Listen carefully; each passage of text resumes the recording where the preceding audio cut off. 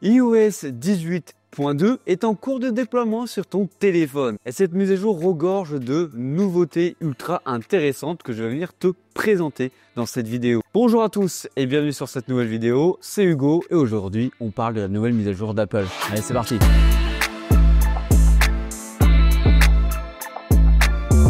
Bien sûr, comme d'habitude, n'hésite pas à t'abonner et à liker pour avoir plus d'informations de ce genre à l'avenir et surtout à venir t'abonner aux réseaux sociaux comme Instagram. Alors, Apple ne déploie pas actuellement que iOS 18.2. Il déploie aussi cette version sur iPad OS 18.2 et aussi la nouvelle version Mac, la version 15.2. Mais nous, dans cette vidéo, on va que se consacrer à iOS 18.2 et tu pourrais me poser la question, quel téléphone va avoir cette mise à jour? Alors actuellement, si tu as un iPhone XR ou un iPhone XS, tu peux désormais déjà venir télécharger cette mise à jour. Et ne t'inquiète pas, si tu as une version supérieure ou plus récente, tu vas pouvoir aussi venir télécharger cette mise à jour. Il suffit d'aller dans tes paramètres et checker les mises à jour. Et dans cette mise à jour, on a beaucoup de fonctionnalités que toi, tu n'auras pas derrière ton écran ou derrière ton téléphone. Parce que oui, beaucoup de ces fonctionnalités sont disponibles avec Apple Intelligence. Et actuellement, en France, on n'a pas Apple Intelligence sur nos téléphones. Malgré qu'on n'ait pas encore Apple Intelligence en France, Apple Intelligence s'étend de plus en plus. Par exemple, avec cette mise à jour, elle s'étend en Australie,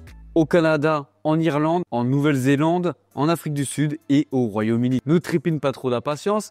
Ça devrait arriver en France normalement en avril si je ne me trompe pas et tu pourras enfin tester les fonctionnalités d'Apple Intelligence et avoir des fonctionnalités équivalentes à la plupart des téléphones Android actuellement. Et pour rappel, Apple Intelligence c'est disponible que sur les versions 15 Pro ou plus. Mais du coup, quelles sont les grosses nouveautés ultra importantes en IA avec cette mise à jour? Tu as une application qui s'appelle Image Playground qui va te permettre la création d'images IA stylisées à partir de photos avec l'intégration dans Mesa. En gros, tu vas pouvoir venir combiner des images avec des prompts prédéfinis par Apple afin de générer une image. Actuellement, on a deux thèmes de disponibles. On a l'animation et les illustrations. Autre grosse nouveauté, tu en as déjà entendu parler, c'est Genmoji. Mais si tu sais, c'est l'application qui va te permettre de venir créer tes emojis par rapport au texte que tu vas lui communiquer. En gros, depuis ton clavier, tu vas pouvoir créer des emojis totalement personnalisés selon tes goûts et selon ce que tu lui demandes. Et ça sera visible pour ceux qui ont la mise à jour 18.2 et 18.1. Autre grosse nouveauté au niveau de l'IA, c'est l'intégration de ChatGPT dans Siri. Et oui, ça c'est une très bonne nouvelle, c'est même la plus grosse nouvelle au niveau de l'IA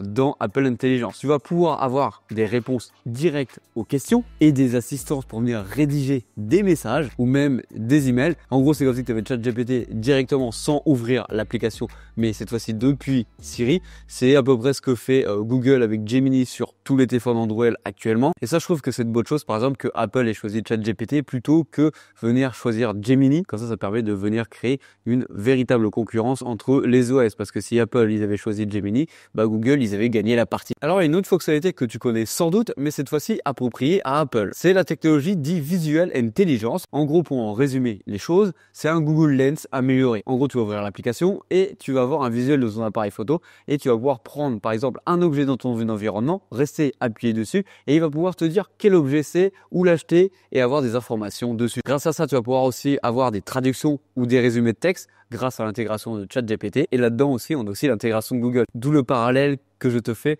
avec Google Lens. Alors, tu as d'autres options annexes qui arrivent aussi avec cette mise à jour. Tu as notamment des boutons supplémentaires dans le centre de contrôle qui apparaissent. Tu as des filtres catégorisés par défaut dans ta boîte mail qui viennent apparaître aussi. Tu as le lecteur vidéo dans l'application photo qui a été remanié et repensé. Et en Europe, tu as la possibilité de venir supprimer certaines applications propriétaires à Apple, par exemple comme Safari, l'appareil photo, l'application photo ou l'App Store. Voilà, on arrive sur la fin de cette vidéo. Bien sûr, je veux bien avoir ton avis en commentaire sur la nouvelle mise à jour d'iOS. Bon allez, c'était Hugo sur la chaîne Gigatop. On se fait un gros bisou. Allez, bisous.